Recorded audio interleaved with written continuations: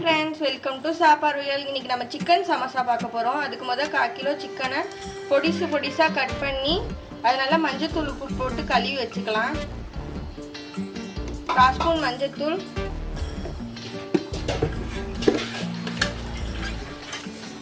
1 spoon மிளகாத்தூள் போட்டுக்கலாம். 1.5 spoon அப்படியே போட்டுக்கலாம்.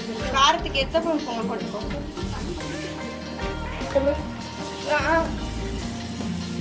கரம் மசாலா 1 ஸ்பூன் போட்டுக்கோ. மிளகு ஜீரகத்தூள் 1/4 ஸ்பூன் போட்டுக்கோ.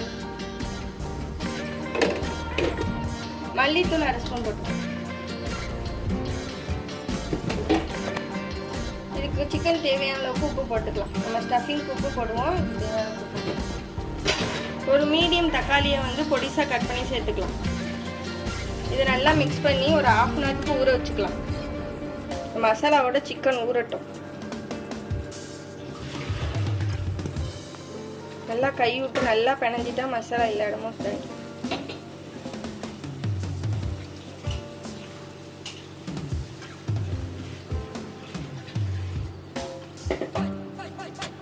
இது அப்படியே ஒரு 1/2 அன் ஹவர் விட்டுருலாம்.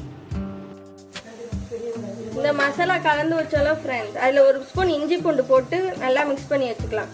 அதை ஒரு பேனில் ரோஸ்ட் பண்ணி எடுக்கிறதுக்காண்டி சிம்மிலே வச்சு சிக்கன் வேகிறதுக்கு வறுத்துக்கலாம்.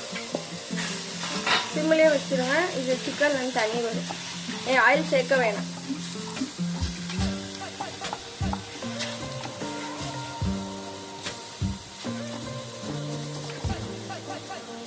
ஒரு சிம்மிலே வச்சு 5 நிமிஷம் வேக விட்டுருங்க.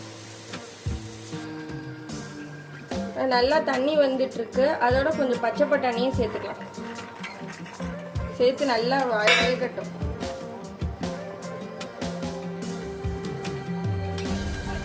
இதை நல்லா 1-2 மசிச்சாச்சு. பச்சை பட்டாணி எல்லாமே போட்டு இது தனியாக ஒரு பவுல் மாற்றிக்கலாம்.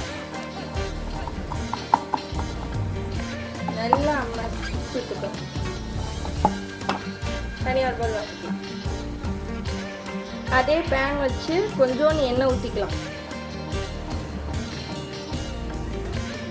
எண்ணெய் சூடாகட்டும்.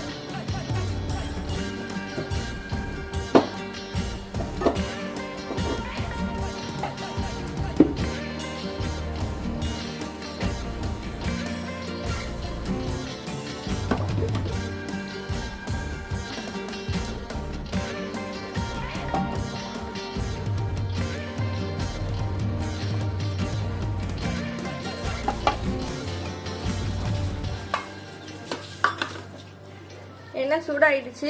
நீளமாக கட் பண்ணி வச்சிருக்க வெங்காயத்தை போட்டுக்கலாம். நல்லா ஒரு 3 வெங்காயத்தை நீளமாக கட் பண்ணி வச்சிருக்கேன்.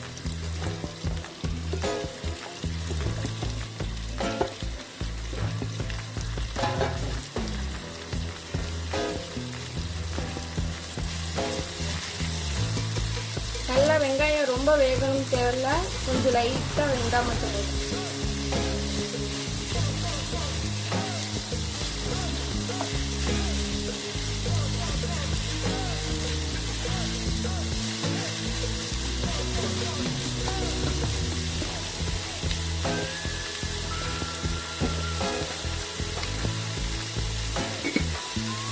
வெங்காயத்துக்கு தேவையான உப்பு சேர்த்துக்கலாம் லைட்டாக. ஏற்கனவே சிக்கனில் போட்டிருக்கோம். இது லைட்டாக